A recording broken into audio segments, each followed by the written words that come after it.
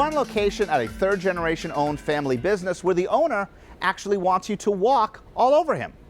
Weller Carpets in Norwood, Massachusetts. This isn't high-end retail with white glove treatment. It's factory direct, where pricing and selection are the draw. This operation is all about managing your costs. But there's a problem. If your customers don't pay you on time, you're unwillingly becoming a lender and doing so via interest-free financing. What's up with that? Welcome to the Language of Business. Dan, thank you for having us here today. You're welcome. As we look around Weller Carpets, I don't see any FDIC logos or any FDIC signs indicating that you're a lender. How have you suddenly become a bank to your customers? The problem you have today as a small business owner is extending credit. If you don't extend the credit, you can't ship any goods. You are kind of trapped by when people will pay you, and not everybody adheres to the terms that we have. The only hope we have is that people will come as close as they can to paying, but we end up extending terms to people who need more help and more time to pay. It's the nature of today's economy. And what are some typical payment terms?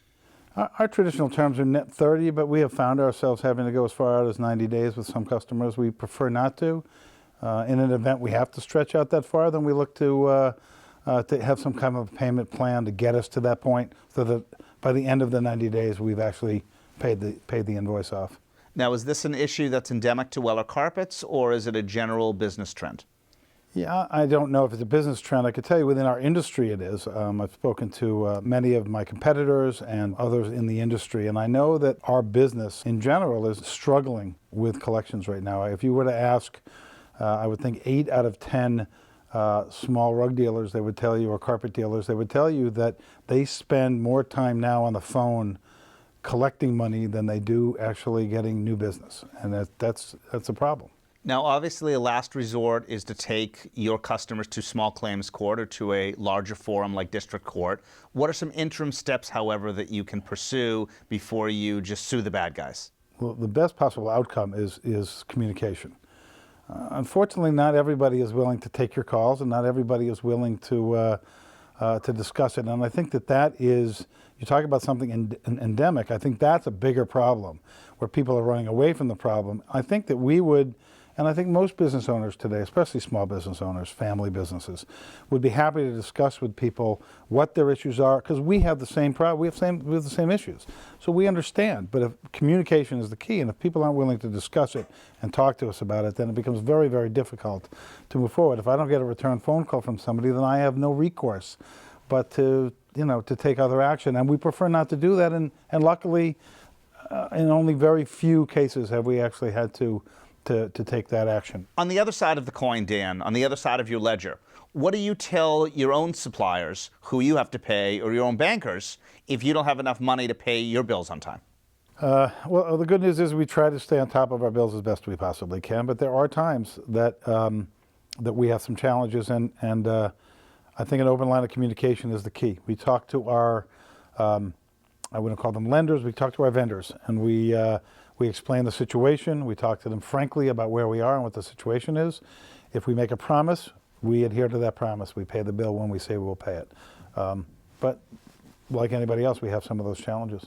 So many people have a dream of going off on their own and starting their own business. Having done this for as many years as you have, do you think you've met your dreams? That's a very good question. Have I met my dreams? It's funny you say dreams. I grew up in this business. I'm third generation in the carpet business, and I resisted it most of my adult life. It wasn't until I think it was about 14 or 15 years ago that I actually joined my father in business, and I'm very happy to be in this business. My father, soon to be 85 years old, is still an active participant in the business. It's been a real great experience for me to work with him and to see our business materialize and change over the years. I think it's challenging for him to see that. Change is difficult. He ran a business the way he ran a business, and today we've had to some extent recreate the wheel and change the way we do business. But living the dream, I'm not sure that it qualifies as living the dream, but very happy here. We have a very solid, good family business, and we're very happy. What advice would you have for others who want to do the entrepreneurial thing or go off on their own or work for a family business? I would encourage it. I think it's a terrific thing. I mean, in any business partnership, in any relationship, there are challenges. Certainly, dealing with family can present some of those challenges, but I think overall this has been an experience that I'll cherish, and I'm very glad I made the decision to. I was living in New York City at the time, to leave New York City and come back home to the Boston area and go back into the family business. I'm very happy to have done that, and I would recommend it to others, yes. What keeps you up at night about your own business?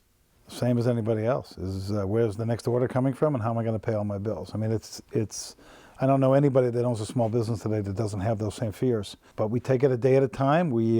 Every day we look for new business, and every day we try to service our customers the best we possibly can. And unfortunately, as I mentioned earlier, we spend a few too many hours collecting money, a few more hours than we used to. But overall, business is still solid. So. If you and your father looked back on your joint careers, would you say you've been successful, and how do you define success? I'm not sure how I would define success. I would definitely think that our business is a successful business. I don't think there are too many small business owners today, or small businesses, that have survived over 60 years. This business is 60, I think now 3 years old. We've had not only, as I mentioned, 3 generations run through this business, but we've had other siblings in this business. My uncles were in this business for many years. It's sustained us all. We have good quality of life. I think that's really all you can ask. Thank you, Dan. Dan Weller, successful small business owner and entrepreneur. In this episode, we talked about financing options, funding approaches, and cash management concerns for entrepreneurs. All risky stuff. Join us as we continue the discussion. Risk assessment coming up on our next episode of The Language of Business.